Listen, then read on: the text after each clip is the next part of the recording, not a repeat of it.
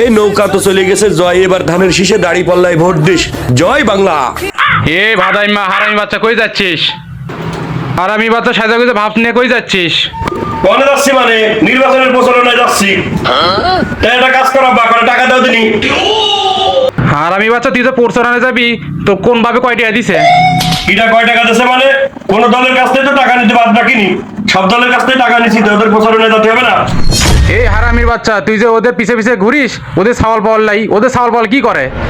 আমার যে নেতা তার তো সাল বল আছে দুইটা, ওরা কি আর দেশে আছে নাকি? ওরা একজন পরে কানাডা, একজন পরে সিঙ্গাপুর, ওদের এগুলো করার টাইম নাই, ওরা ওগুলো নিয়ে ব্যস্ত থাকে। আমরা এসব দায়িত্বের জন্য আমরা আছি না। হারামি বাচ্চা তোরে বললাম গোডাউনে মাল ঢুকাইতে, তুই যাচ্ছিস নির্বাচনে প্রচারণা করতে। আরে কিসের গোডাউনে যাবে? 3 দলের কাছ থেকে টাকা নিয়ে রাখিছি, সকালে একজনের প্রচারণা করেছে, এখন রাত্রি আরেকজনের প্রচারণা করতে হবে।